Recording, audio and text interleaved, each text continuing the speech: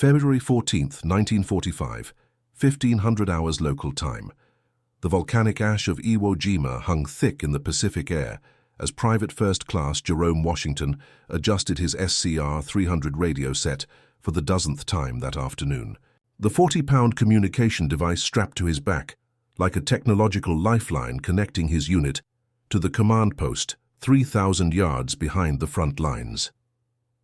The 17-year-old radio operator from Detroit believed this would be just another routine communication check, another mundane moment in what military planners predicted would be a quick 5-day operation to secure this 8-square-mile island. Before we dive into this story, make sure to subscribe to the channel and tell me in the comments where you're watching from. It really helps support the channel. What Jerome Washington could never have imagined was that in the next few seconds, a piece of metal traveling at 2,400 feet per second would transform him from a nervous teenager into a living symbol of determination, and that his radio antenna would literally catch a sniper's bullet while he continued transmitting vital coordinates that would save dozens of American lives. The morning had begun like countless others for the men of the 3rd Battalion, 28th Marine Regiment, 5th Marine Division. Washington had awakened at 0530 hours in the cramped quarters of the LST transport vessel, his stomach churning not from the rough Pacific swells, but from the knowledge that today marked their 4th day on this sulphurous island that seemed to resist every step forward with fierce determination. The young Marine from the predominantly African-American neighborhoods of Detroit's East Side had volunteered for radio duty specifically because it meant staying close to the command structure, where he hoped his intelligence and quick thinking might be recognized despite the systemic barriers that limited advancement opportunities for Negro servicemen in 1945.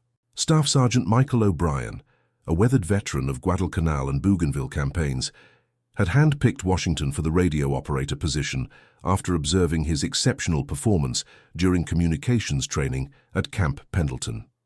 The 32-year-old Irish-American from Boston's South End had grown up in neighborhoods where racial tensions ran high, but the crucible of combat had taught him to value competence over complexion when lives hung in the balance. O'Brien possessed an intuitive understanding that effective communication could mean the difference between successful operations and catastrophic failures, and he had witnessed firsthand how Washington's steady voice and precise transmission protocols maintained clarity even under the most stressful circumstances. The SCR-300 radio that Washington carried represented the cutting edge of military communication technology, weighing exactly 38 pounds without the additional batteries and accessories that brought the total load to nearly 50 pounds. The device operated on frequency modulation between 20 and 28 megacycles, with an effective range of approximately 3 to 5 miles under ideal conditions, though the volcanic terrain of Iwo Jima created significant interference challenges that required constant antenna adjustments and power modifications. Washington had memorized every specification, every maintenance procedure, and every troubleshooting protocol during his 16 weeks of intensive training, transforming himself from a factory worker's son into a sophisticated communications specialist who could maintain contact with headquarters even when conventional telephone lines had been severed by enemy action. The morning briefing had painted an optimistic picture that would prove tragically naive within hours. Lieutenant Colonel Robert Morrison, commanding officer of the 3rd Battalion, had stood before his assembled company commanders at 0700 hours, pointing to aerial reconnaissance photographs that seemed to show minimal defensive preparations across the island's interior. The 41-year-old West Point graduate from Virginia had served with distinction in the European theater before requesting transfer to the Pacific, driven by a personal conviction that his tactical expertise could help shorten the conflict and reduce American casualties. Morrison's briefing emphasized speed and momentum based on intelligence estimates suggesting that enemy forces had been significantly weakened by the preliminary bombardment campaign that had lasted 72 consecutive days. Washington remembered Morrison's exact words as he adjusted his radio equipment. "Gentlemen, our intelligence indicates that enemy resistance has been substantially degraded by our preparatory bombardment. We anticipate completing our objectives within 5 days, with minimal casualties expected beyond the initial landing phase. The young radio operator had dutifully transmitted these optimistic assessments to regimental headquarters, his clear voice carrying confidence that he did not entirely feel as he observed the ominous landscape ahead. The black sand beaches and sulphurous steam vents created an otherworldly atmosphere that seemed to mock human optimism, while the strange silence from the island's interior suggested something more ominous than the tactical withdrawal that intelligence reports had predicted. The reality confronting the Marines proved far more complex and deadly than anyone had anticipated.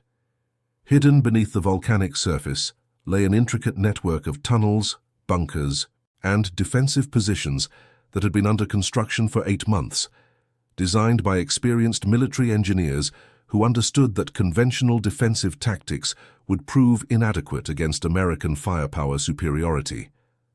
The enemy commander, Lieutenant General Tadamichi Kuribayashi, had rejected traditional beach defense strategies in favor of a deep defensive system that would exact maximum casualties while preserving his forces for an extended campaign.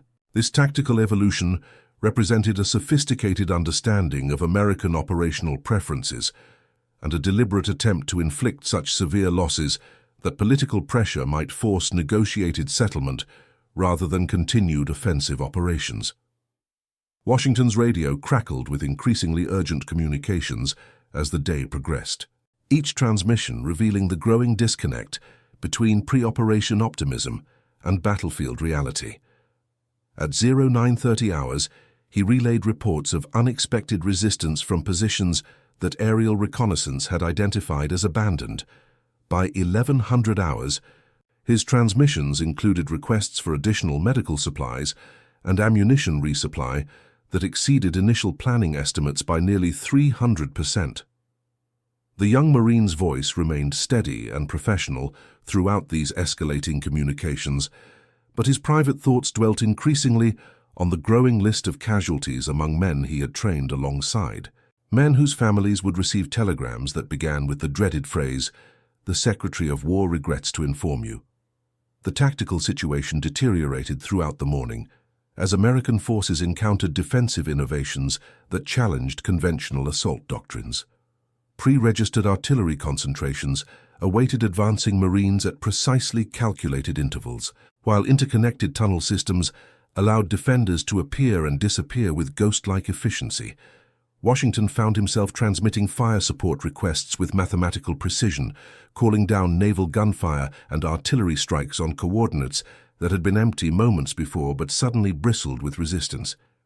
His radio became a lifeline not just for communication, but for survival itself, as accurate fire support proved essential for maintaining forward momentum against an enemy who had turned the entire island into an elaborate killing field. The psychological pressure on young Marines like Washington extended far beyond the immediate tactical challenges they faced hourly. The 17-year-old had enlisted with dreams of proving himself worthy of the respect and recognition that civilian society too often denied to young African-American men, regardless of their abilities or ambitions. Military service represented an opportunity to demonstrate patriotism and competence in ways that might eventually translate into broader social acceptance. But the reality of segregated military units and limited advancement opportunities served as constant reminders of the contradictions inherent in fighting for democracy while experiencing systematic discrimination. Washington carried these internal conflicts alongside his 40-pound radio, understanding that his performance would be scrutinized not just as an individual Marine, but as a representative of his entire race. Staff Sergeant O'Brien had recognized these additional pressures and made deliberate efforts to create an environment where Washington's contributions would be valued and acknowledged.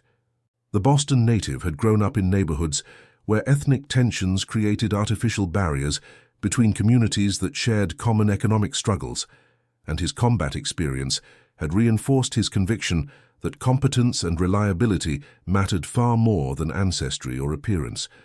O'Brien's leadership style emphasized practical meritocracy based on battlefield performance, but he remained acutely aware that broader military culture did not always share these egalitarian values. His protection and advocacy for Washington represented both personal conviction and tactical necessity, as effective radio communication proved absolutely essential for successful operations. The technical challenges of maintaining reliable communication on Iwo Jima exceeded anything Washington had encountered during training exercises in the United States. The volcanic composition of the island created unique electromagnetic interference patterns that disrupted standard frequency modulation, requiring constant adjustments to both transmission power and antenna positioning. The young radio operator had developed intuitive solutions to these technical problems, learning to read atmospheric conditions and terrain features in ways that maximized communication effectiveness even under adverse circumstances. His innovations included antenna modifications that improved signal clarity by approximately 30%, techniques that he had shared with other radio operators throughout the regiment, despite having no formal obligation to provide such technical assistance. The morning of February 14th had brought additional communication challenges as enemy defensive strategies specifically targeted American communication infrastructure. Systematic destruction of telephone lines forced greater reliance on radio communication, while deliberate jamming efforts and the precise targeting of communication equipment created operational difficulties that had not been adequately anticipated during pre-operation planning. Washington found himself adapting his procedures continuously, developing improvisational solutions that maintained contact with headquarters, despite escalating technical and tactical obstacles. His ability to maintain clear communication under these circumstances became increasingly vital as the tactical situation grew more complex and dangerous throughout the day. The strategic importance of effective communication extended far beyond simple coordination between units, encompassing the broader challenge of maintaining morale and cohesion among forces facing unexpected resistance.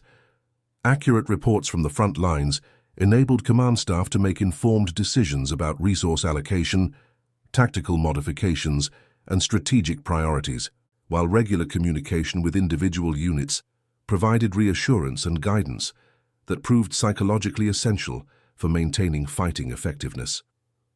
Washington's role as radio operator placed him at the center of these communication networks, making his reliability and professionalism crucial factors in the success or failure of entire operations that involved thousands of American servicemen. By early afternoon, the optimistic timeline established during morning briefings had been completely abandoned as reality imposed its harsh corrections on theoretical planning. Washington transmitted revised casualty estimates that exceeded initial projections by more than 400%, while ammunition consumption rates required emergency resupply operations that had not been included in original logistical calculations. The young Marine's voice carried these grim statistics without editorial comment, maintaining the professional objectivity required for effective communication, despite his growing awareness that many of the numbers represented classmates and friends from training who would never return to families waiting anxiously in Detroit, Boston, and countless other American communities. The evolution of tactical doctrine in real time created additional communication challenges as commanders adapted their strategies to address unexpected enemy capabilities and defensive innovations. Washington found himself relaying complex tactical modifications to multiple units simultaneously, ensuring that changes in operational priorities were communicated clearly and promptly to prevent confusion or miscommunication that could result in friendly fire incidents or tactical failures.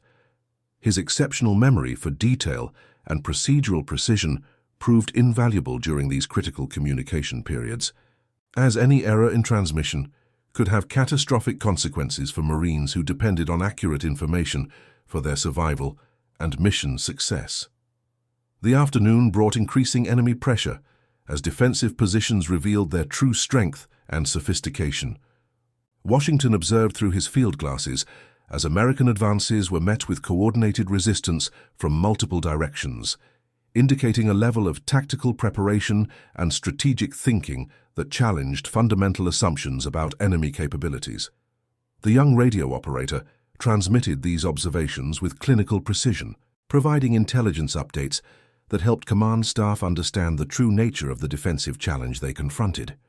His reports contributed to tactical adjustments that ultimately proved essential for maintaining operational momentum, despite the unexpected strength of enemy resistance. The personal cost of prolonged combat operations became increasingly apparent as the day progressed, with Washington witnessing the gradual erosion of physical and psychological reserves among Marines, who had already endured 3 days of intense fighting. The 17-year-old radio operator had begun the campaign with typical adolescent optimism about his own invulnerability, but repeated exposure to casualties among men he knew personally had forced rapid psychological maturation that left little room for naive confidence about personal survival. His radio transmissions maintained professional objectivity, but his private thoughts increasingly focused on home, family, and the possibility that he might not survive to see Detroit again. The technical demands of radio operation under combat conditions required constant vigilance and adaptive problem-solving that tested Washington's training and natural abilities to their limits. Equipment maintenance became a continuous challenge as volcanic dust infiltrated sensitive electronic components, while the physical demands of carrying communication equipment across difficult terrain while maintaining tactical awareness created fatigue that threatened operational effectiveness. Washington had developed personal maintenance routines that exceeded official requirements, understanding that equipment failure at critical moments could result in communication breakdowns, with potentially lethal consequences for entire units, depending on radio coordination for survival. The broader strategic context of the Iwo Jima operation created additional psychological pressure on individual Marines who understood that their performance would influence American public opinion about the Pacific conflict and potentially affect political decisions about future military commitments. Washington carried awareness of this broader significance alongside his technical responsibilities, understanding that African American participation in successful military operations could contribute to post-war social progress, while failure might reinforce negative stereotypes that limited opportunities for racial advancement. This dual burden of personal and collective representation added complexity to an already demanding role that required technical expertise, physical endurance, and psychological resilience under extreme stress. Lieutenant Morrison's tactical briefing at 1300 hours had acknowledged the growing disconnect between initial planning assumptions and battlefield reality, establishing new objectives that emphasized consolidation of existing gains rather than continued rapid advancement.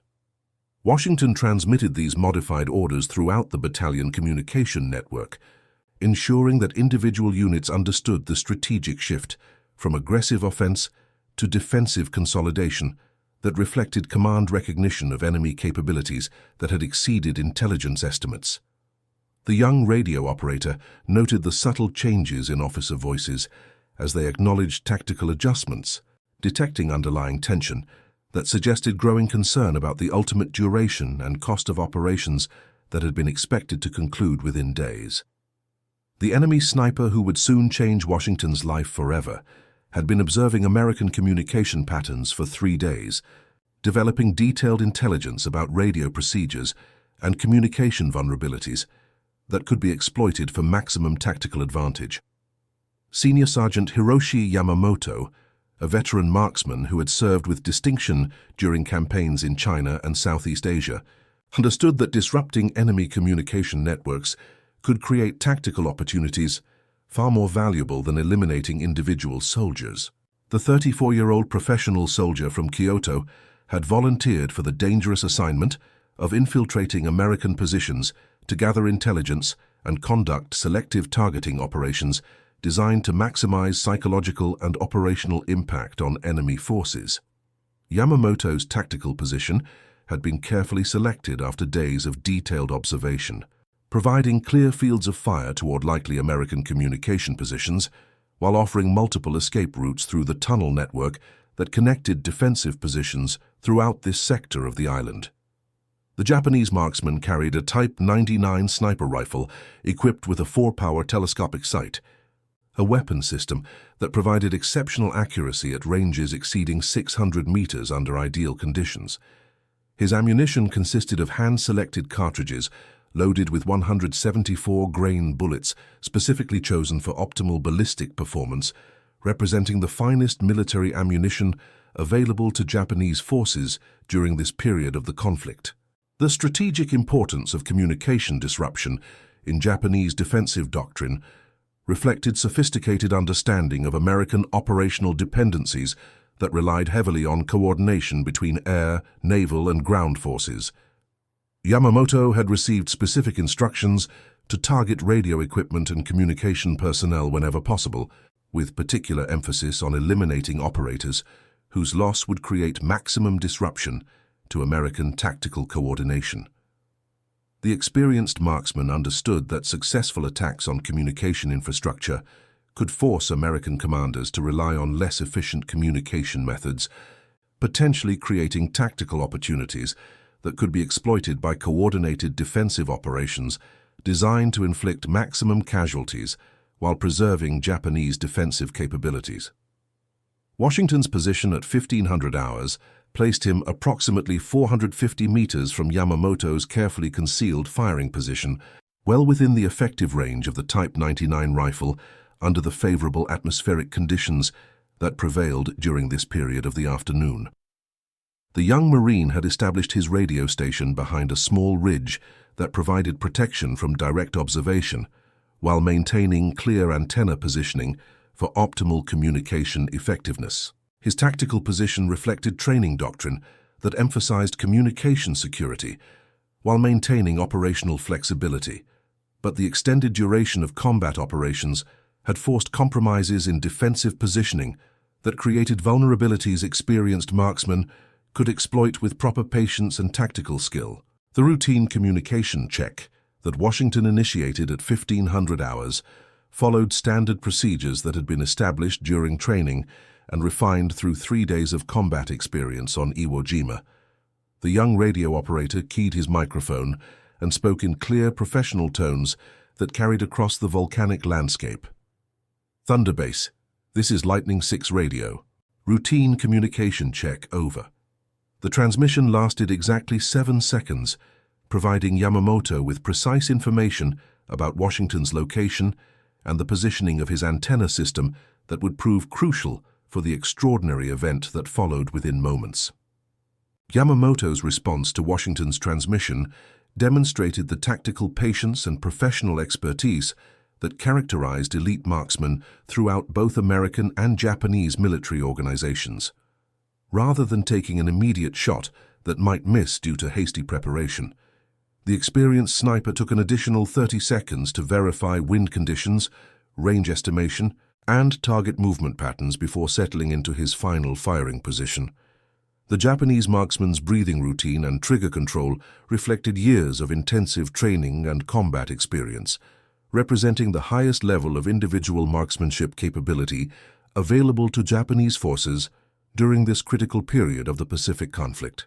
The bullet that left Yamamoto's rifle at 1500 hours and 4 minutes traveled across the volcanic landscape of Iwo Jima at approximately 2,400 feet per second, following a ballistic trajectory that had been calculated with mathematical precision based on range, wind conditions, and atmospheric density. The 174-grain projectile retained sufficient energy at 450 meters to penetrate standard military equipment and personal protection, representing a lethal threat to any individual within its path of travel.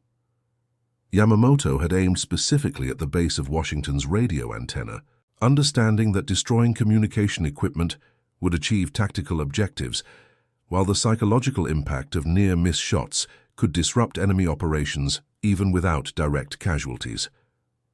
The extraordinary coincidence that followed represented a convergence of factors that military statisticians would later calculate occurred with probability rates approaching 1 in several million under combat conditions. Washington's radio antenna, extended to its full height of 8 feet for optimal transmission effectiveness, intercepted Yamamoto's bullet at exactly the moment when the young Marine was adjusting his equipment positioning for improved signal clarity. The impact occurred precisely 4 feet above ground level, striking the antenna shaft at an angle that deflected the bullet's trajectory by approximately 15 degrees, while transferring sufficient kinetic energy to create visible deformation in the metal structure without completely severing the antenna's communication capability.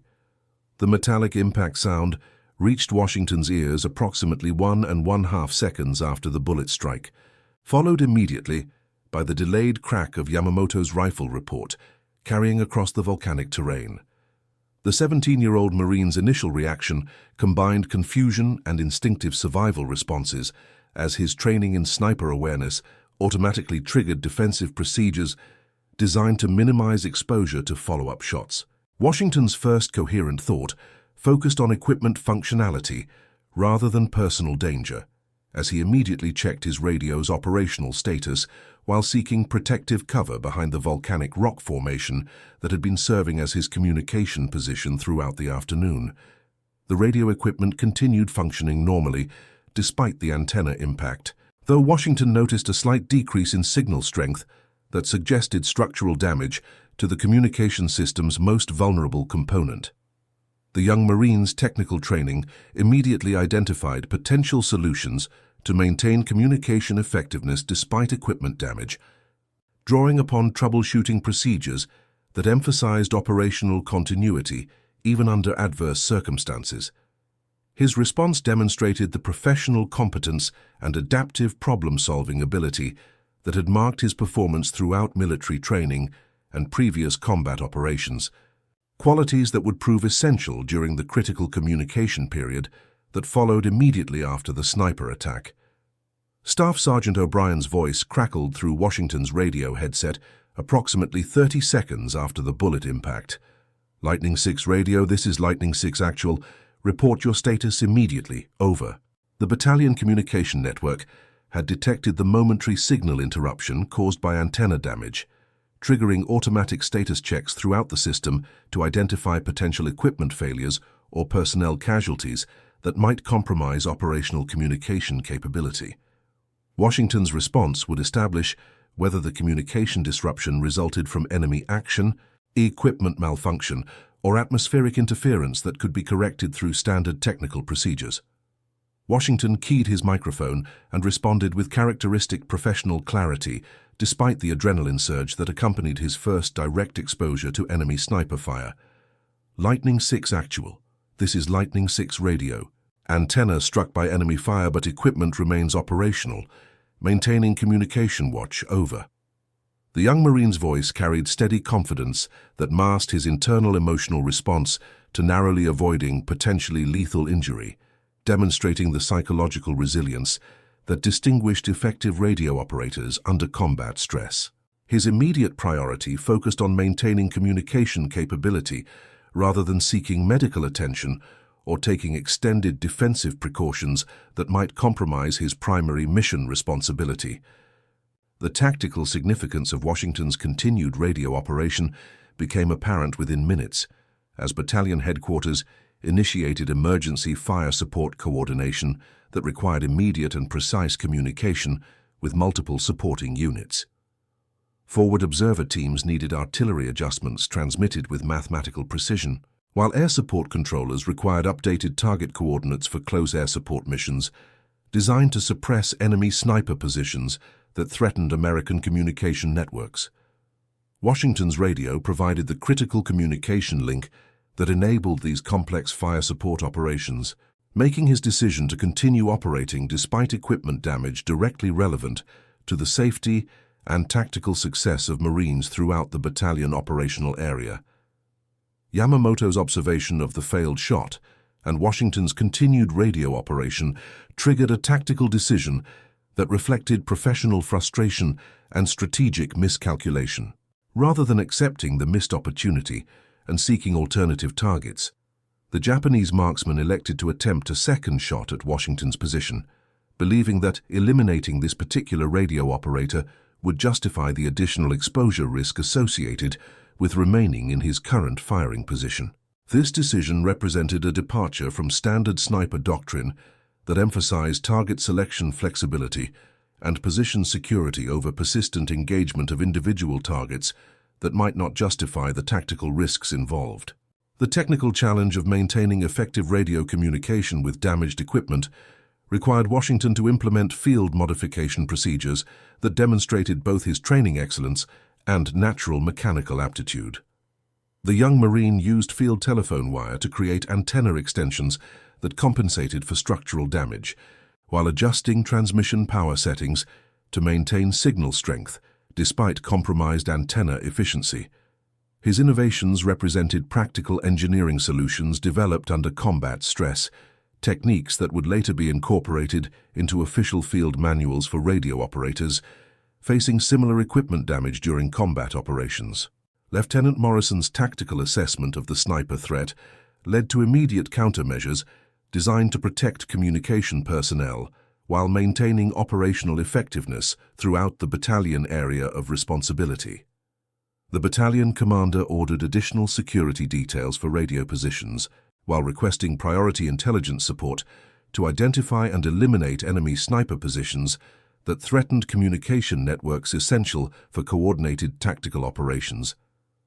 Morrison's response demonstrated sophisticated understanding of the relationship between communication security and overall tactical effectiveness, recognizing that protecting radio operators represented a strategic necessity that justified significant resource allocation. Washington's psychological response to his first direct exposure to potentially lethal enemy fire reflected the complex emotional dynamics that characterized combat experience for young soldiers who had enlisted with theoretical understanding of military service but lacked practical comprehension of personal vulnerability under combat conditions. The 17-year-old Marine experienced a mixture of fear, excitement, and professional pride as he realized his ability to maintain communication effectiveness despite enemy attempts to disrupt American tactical coordination. His emotional maturation accelerated dramatically during these critical minutes, transforming adolescent bravado into mature recognition of both personal mortality and professional responsibility. The broader tactical context of communication warfare on Iwo Jima reflected strategic doctrines that emphasized information superiority as a critical factor in modern military operations. Both American and Japanese commanders understood that effective communication networks provided decisive advantages in coordination, fire support, and tactical flexibility that could determine operational success or failure.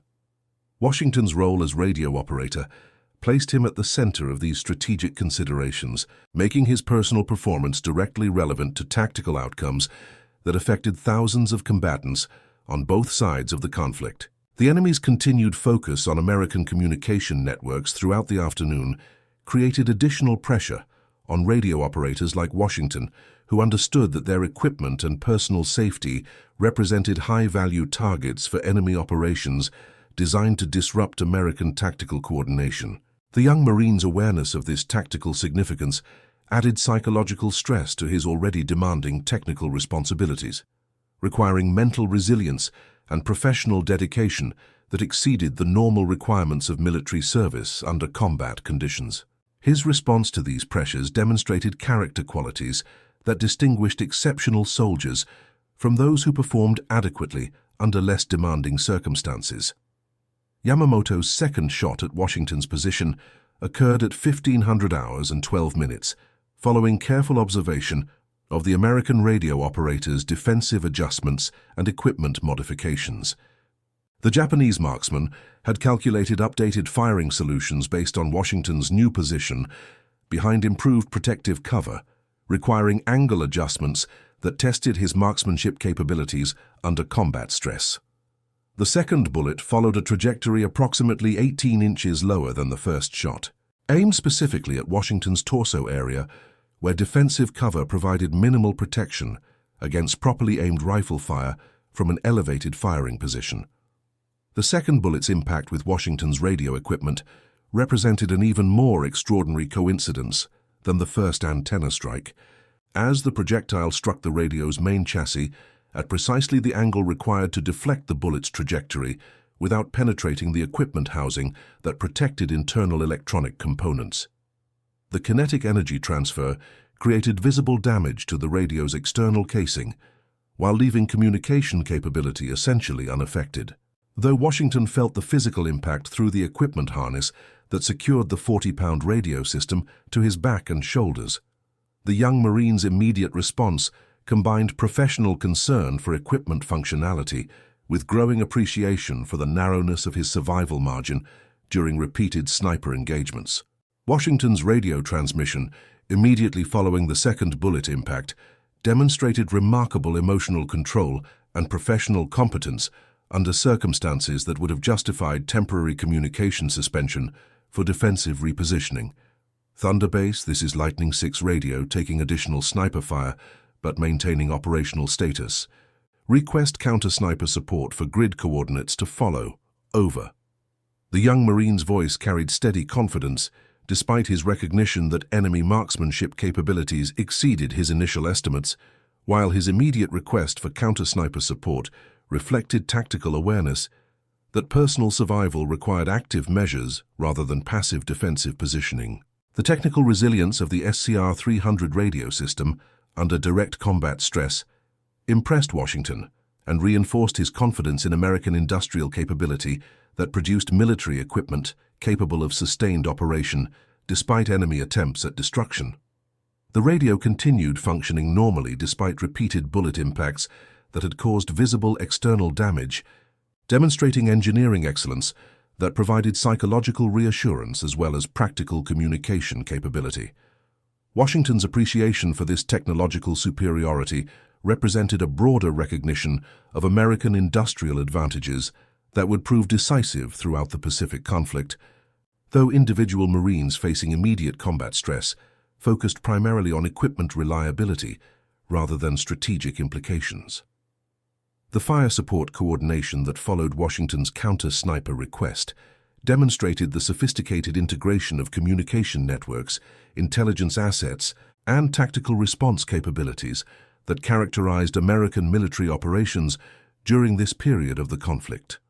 Within minutes of Washington's transmission, forward observer teams had identified probable sniper positions using radio direction finding equipment, while artillery units prepared fire missions designed to neutralize enemy marksmen without endangering American personnel in adjacent tactical positions.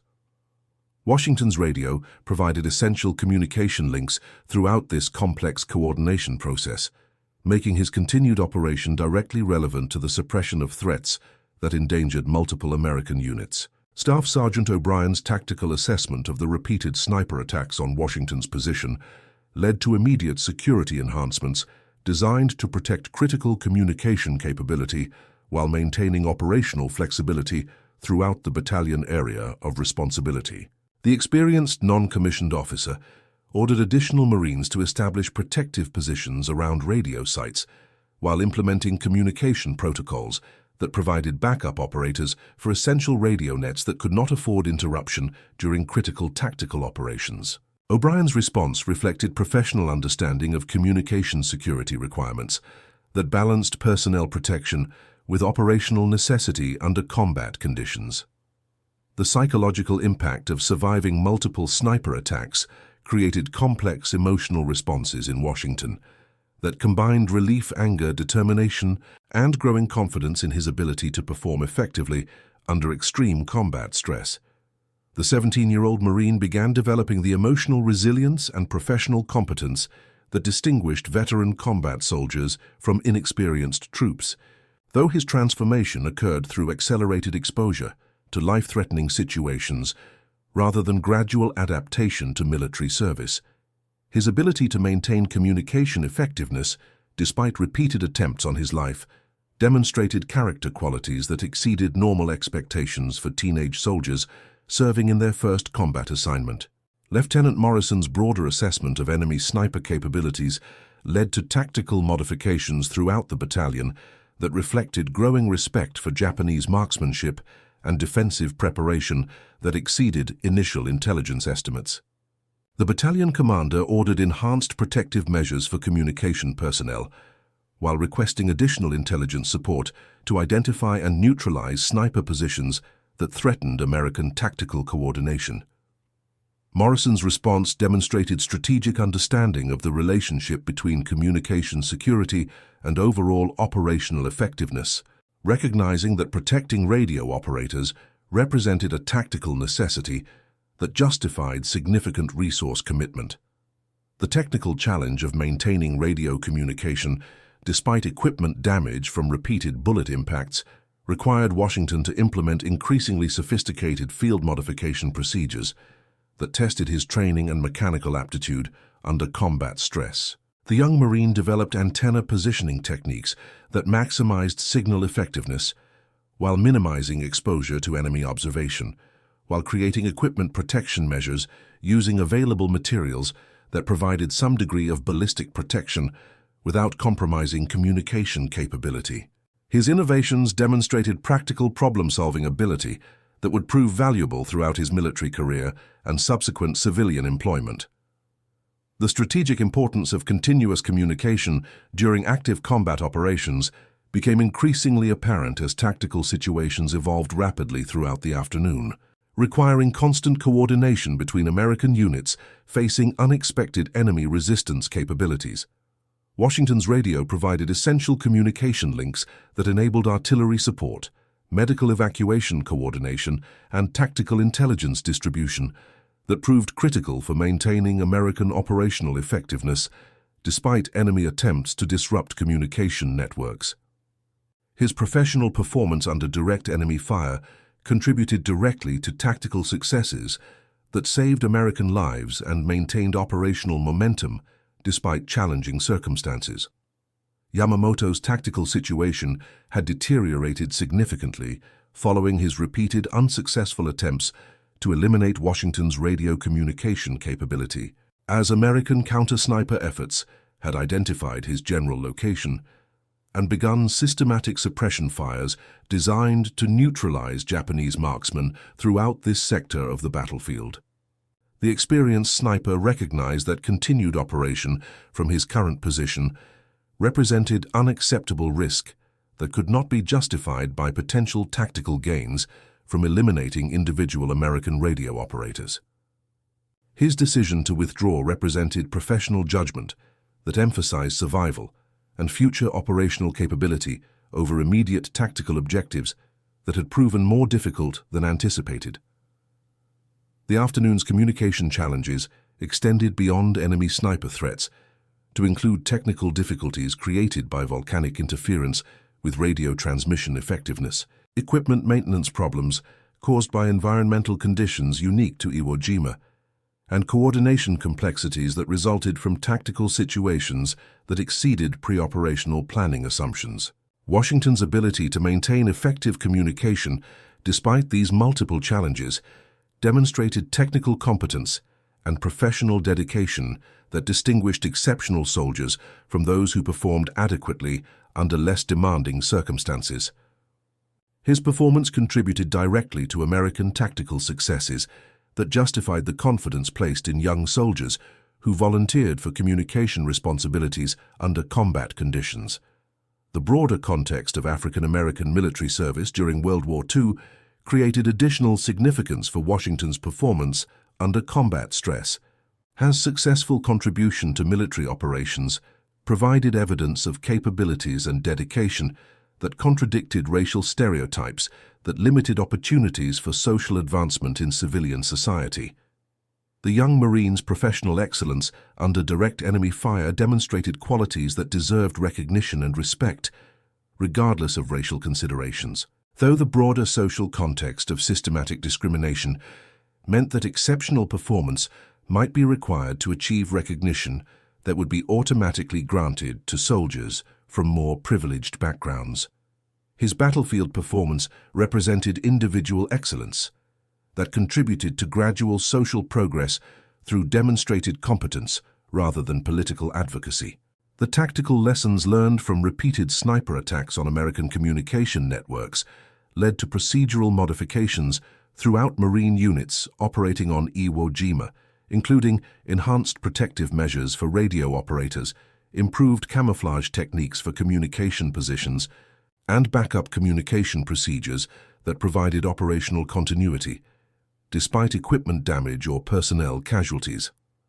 Washington's experience contributed to these tactical innovations through detailed after-action reports that identified effective countermeasures and equipment modifications that improved communication security without compromising operational effectiveness. His recommendations influenced official doctrine that protected future communication personnel facing similar tactical challenges. The psychological transformation that Washington experienced during these critical hours under direct enemy fire reflected broader patterns of combat adaptation that characterized effective soldiers throughout American military history. The 17-year-old Marine evolved from nervous teenager to confident professional through accelerated exposure to life-threatening situations that tested his technical competence, emotional resilience, and professional dedication under extreme stress.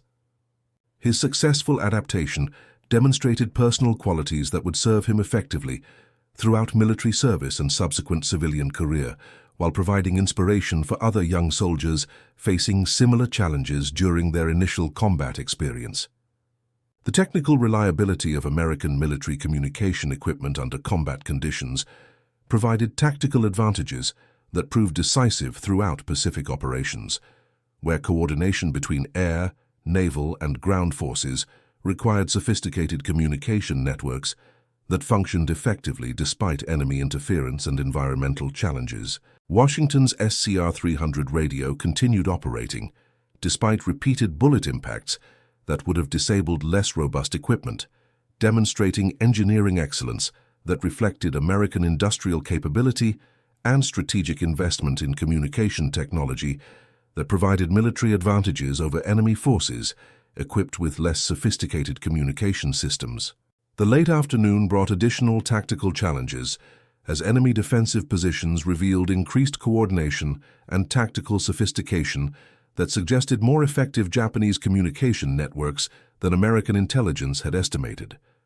Washington found himself transmitting increasingly complex fire support requests and tactical intelligence updates that required precise communication protocols and professional competence under continuing enemy pressure designed to disrupt American tactical coordination. His ability to maintain effective communication, despite personal danger and equipment damage, contributed directly to American tactical responses that neutralized enemy advantages and maintained operational momentum despite unexpected resistance capabilities. The personal significance of surviving repeated attempts on his life created emotional responses in Washington that combined gratitude for survival with growing determination to excel in his military responsibilities despite additional risks that accompanied his role as radio operator.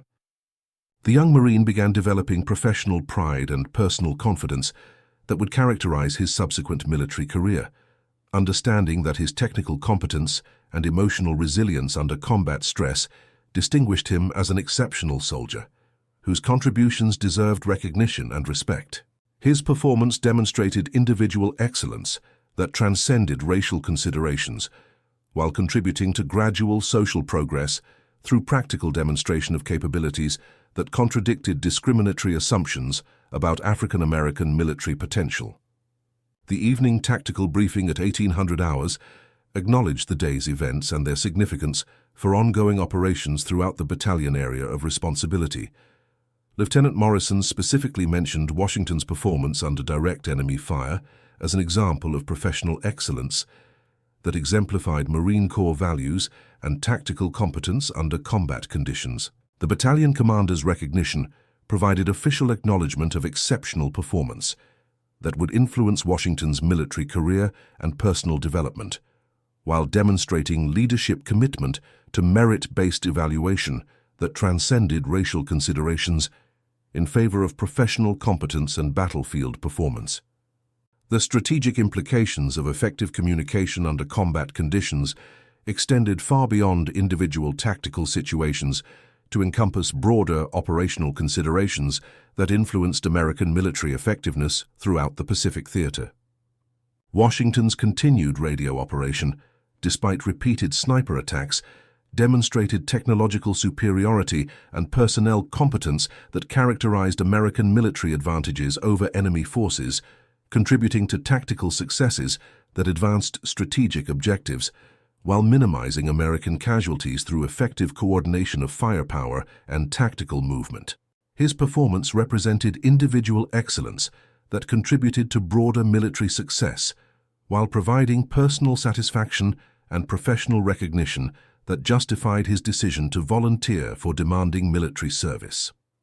The technical innovations that Washington developed during this critical period under direct enemy fire included antenna positioning techniques, equipment protection measures, and communication procedures that improved operational effectiveness while minimizing vulnerability to enemy interference. His field modifications demonstrated practical engineering ability and adaptive problem-solving under combat stress that would prove valuable throughout his military career and subsequent civilian employment. These innovations contributed to tactical doctrine that protected future communication personnel while maintaining operational capability essential for American military success in complex combat environments that demanded technological superiority and personnel competence. The psychological impact of Washington's successful performance under direct enemy fire extended throughout the battalion, as other Marines recognized exceptional individual competence that demonstrated qualities worthy of respect and emulation, regardless of racial considerations. The 17-year-old radio operator's professional excellence under life-threatening circumstances provided inspiration for other young soldiers while contributing to gradual erosion of racial prejudices through practical demonstration of individual merit that transcended discriminatory assumptions about African American military capability. His performance represented personal achievement that contributed to broader social progress through example rather than political advocacy. The evening brought reduced tactical pressure as American forces consolidated their positions and enemy sniper activity decreased in response to effective counter-sniper operations that had neutralized multiple Japanese marksmen throughout the battalion sector. Washington continued his radio watch despite physical fatigue and emotional stress from the day's repeated exposure to potentially lethal enemy fire, demonstrating professional dedication that characterized exceptional soldiers throughout American military history.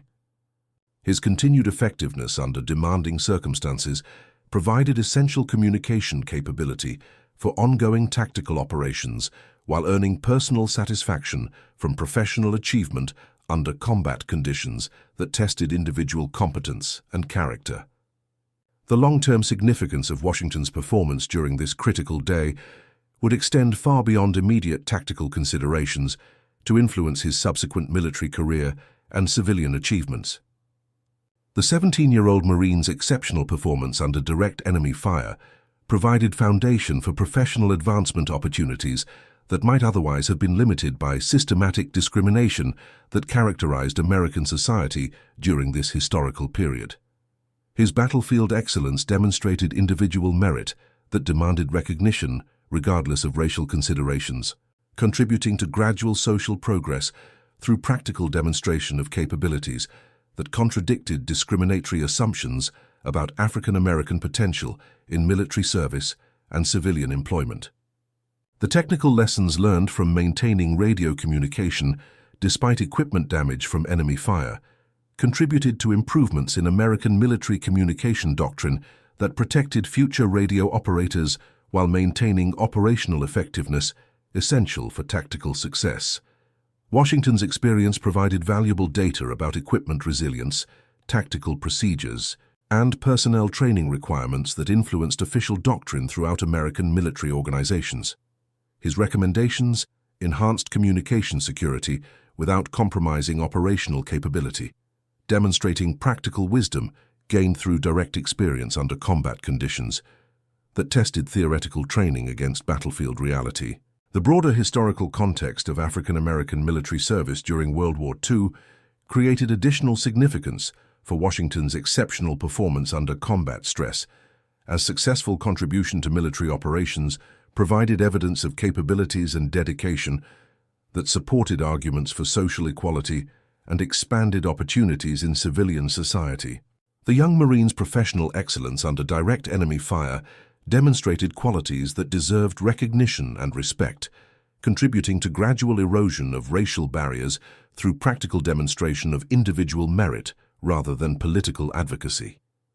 His achievement represented personal success that contributed to broader social progress while providing inspiration for other African American servicemen facing similar challenges during military service. The evening medical examination revealed that Washington had sustained no physical injuries despite multiple close encounters with enemy sniper fire that could easily have proven lethal under slightly different circumstances. The young Marine's survival represented extraordinary good fortune, combined with professional competence and adaptive responses that maximized his chances of avoiding serious injury while maintaining communication effectiveness essential for American tactical success.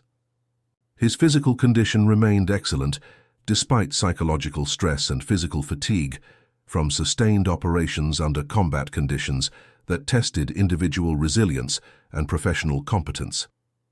The equipment damage assessment confirmed that Washington's SCR-300 radio had sustained visible external damage from repeated bullet impacts, but retained full operational capability despite structural modifications that would normally have compromised communication effectiveness.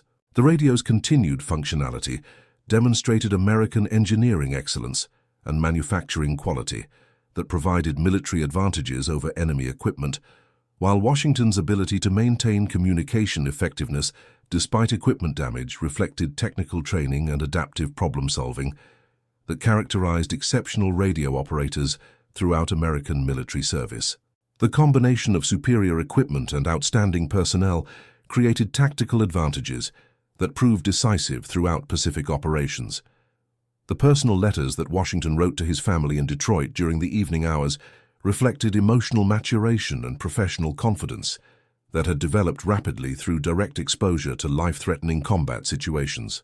The 17-year-old Marine's correspondence demonstrated psychological resilience and articulate communication ability that impressed his superiors while providing reassurance to family members who worried constantly about his safety during military service in active combat zones. His letters revealed growing self-awareness and professional pride that would characterize his subsequent personal development and career achievements throughout civilian life following military service. The strategic assessment of the day's operations by battalion staff recognized the critical importance of maintaining effective communication under enemy pressure, acknowledging Washington's exceptional performance as representative of individual excellence that contributed directly to American tactical success despite unexpected enemy capabilities and sophisticated defensive preparation. Lieutenant Morrison's official reports emphasized the relationship between communication effectiveness and overall operational capability, recommending enhanced protection for radio operators while recognizing outstanding individual performance that exemplified Marine Corps values under demanding combat conditions. These assessments influenced subsequent tactical doctrine while providing official recognition for exceptional service that transcended racial considerations. The technical analysis of radio equipment performance under direct enemy fire provided valuable data about American military communication technology and its resilience under combat conditions that exceeded normal operational parameters. Washington's SCR-300 radio had demonstrated remarkable durability and continued functionality despite repeated bullet impacts that tested equipment design limits, confirming American industrial capability and engineering excellence that provided tactical advantages over enemy communication systems. The technical lessons learned from this exceptional performance contributed to equipment improvements that enhanced military communication capability throughout subsequent operations in the Pacific Theater. The psychological support provided by Staff Sergeant O'Brien and other unit leaders demonstrated professional leadership that recognized the emotional challenges faced by young soldiers under direct enemy fire while maintaining operational effectiveness essential for tactical success. The experienced non-commissioned officers provided guidance and encouragement that helped Washington process his combat experience while developing professional confidence and emotional resilience that would serve him effectively throughout subsequent military service. Their leadership exemplified mentoring relationships that transcended racial considerations in favor of professional competence and individual potential for continued development under challenging circumstances. The evening brought relative quiet, as enemy sniper activity decreased in response to effective American counter-sniper operations that had successfully identified and neutralized multiple Japanese marksmen throughout the battalion sector. Washington maintained his radio watch, despite physical fatigue and emotional stress from sustained operations under combat conditions, demonstrating professional dedication that characterized exceptional soldiers throughout American military history. His continued effectiveness provided essential communication capability for ongoing tactical operations while earning personal satisfaction from professional achievement, under circumstances that tested individual competence and character development. The documentation of Washington's exceptional performance during this critical day would influence his subsequent military career through official recognition that acknowledged individual merit and professional competence demonstrated under combat conditions. The 17-year-old Marine's battlefield excellence provided foundation for advancement opportunities that might otherwise have been limited by systematic discrimination, while contributing to gradual social progress through practical demonstration of capabilities that contradicted racial stereotypes about African American military potential. His achievement represented individual success that transcended immediate tactical considerations to influence broader social attitudes through example rather than advocacy. The training implications of Washington's successful adaptation to combat conditions under direct enemy fire contributed to improvements in communication training programs that better prepared future radio operators for demanding operational requirements under combat stress. His experience provided valuable insights about technical procedures, tactical awareness, and psychological preparation that enhanced training effectiveness while maintaining safety standards appropriate for military personnel preparing for combat assignments. These improvements influenced military education throughout American communication training establishments, demonstrating practical wisdom gained through direct battlefield experience. The long-term historical significance of Washington's performance would extend far beyond immediate tactical considerations to influence American military doctrine, social progress, and individual achievement recognition that acknowledged merit regardless of racial considerations. The 17-year-old Marine's exceptional service under direct enemy fire demonstrated qualities that deserved respect and emulation, contributing to gradual erosion of discriminatory barriers through practical demonstration of individual excellence rather than political confrontation. His achievement represented personal success that contributed to broader historical progress, while providing inspiration for subsequent generations of African American military personnel and civilian professionals. The final radio transmission of Washington's extraordinary day occurred at 2100 hours as he concluded his communication watch and transferred radio responsibilities to his relief operator. The young Marine's professional performance had maintained essential communication capability, despite repeated enemy attempts to disrupt American tactical coordination, contributing directly to tactical successes that advanced strategic objectives while minimizing American casualties through effective firepower coordination. His exceptional service demonstrated individual excellence that transcended racial considerations while contributing to broader military effectiveness that characterized American advantages throughout the Pacific conflict. The technical debrief session conducted by communication specialists confirmed that Washington's field modifications and adaptive procedures had enhanced radio effectiveness despite equipment damage from enemy fire, providing valuable innovations that would be incorporated into official communication doctrine. His practical solutions demonstrated engineering aptitude and professional competence that would serve him effectively throughout subsequent military service and civilian career, while contributing to technical improvements that benefited future radio operators facing similar challenging operational requirements under combat conditions. These innovations represented practical wisdom gained through direct experience that enhanced American military communication capability. The personal recognition that Washington received from his superiors acknowledged exceptional individual performance that exemplified Marine Corps values and professional excellence under demanding combat conditions. The 17-year-old Marine's battlefield achievement provided official validation of his capabilities and dedication, contributing to professional advancement opportunities while demonstrating individual merit that deserved respect regardless of racial considerations. His success represented personal achievement that contributed to gradual social progress while providing inspiration for other young African American servicemen facing similar challenges during military service in combat zones. The broader implications of effective communication under combat conditions demonstrated American technological and personnel advantages that proved decisive throughout Pacific operations, requiring sophisticated coordination between air, naval, and ground forces. Washington's exceptional performance represented individual excellence that contributed to broader military success, while providing personal satisfaction from professional achievement under circumstances that tested individual competence and character development.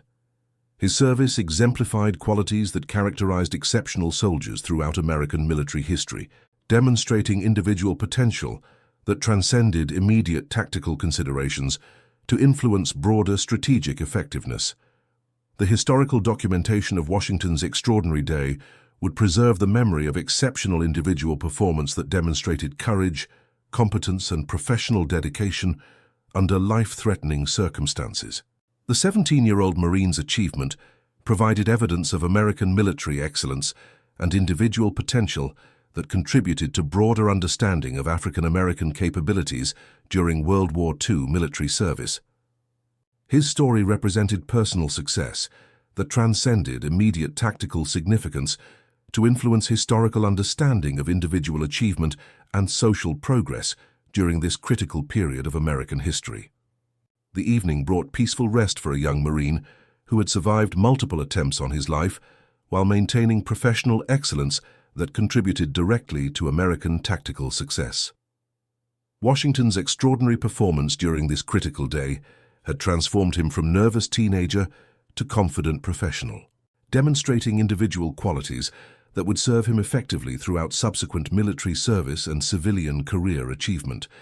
His exceptional service under direct enemy fire provided foundation for continued development while contributing to broader social progress through practical demonstration of individual merit that demanded recognition regardless of racial considerations.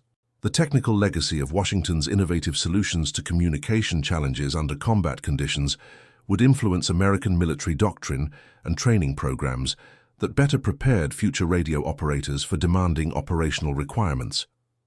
His practical modifications and adaptive procedures demonstrated engineering aptitude and professional competence that enhanced communication effectiveness while maintaining operational security essential for tactical success under challenging circumstances. These innovations represented valuable contributions to military knowledge that benefited subsequent generations of communication personnel throughout American armed forces. The personal transformation that Washington experienced during this extraordinary day reflected broader patterns of individual development under combat stress that characterized effective soldiers throughout American military history. The 17-year-old Marine's evolution from uncertain teenager to confident professional demonstrated psychological resilience and adaptive capability that would serve him effectively throughout subsequent challenges in military service and civilian life. His successful adaptation provided inspiration for other young soldiers while contributing to understanding of individual potential under demanding circumstances that tested character and professional competence. The strategic significance of maintaining effective communication under enemy pressure demonstrated American military advantages that proved decisive throughout complex operations requiring sophisticated coordination between multiple supporting elements. Washington's exceptional performance represented individual excellence that contributed to broader tactical success while providing personal achievement that transcended immediate operational considerations to influence long-term career development and social progress. His service exemplified qualities that characterized outstanding soldiers throughout American military history, demonstrating individual merit that deserved recognition and respect, regardless of demographic considerations. And that concludes our story. If you made it this far, please share your thoughts in the comments. What part of this historical account surprised you most? Don't forget to subscribe for more untold stories from World War II and check out the video on screen for another incredible tale from history. Until next time.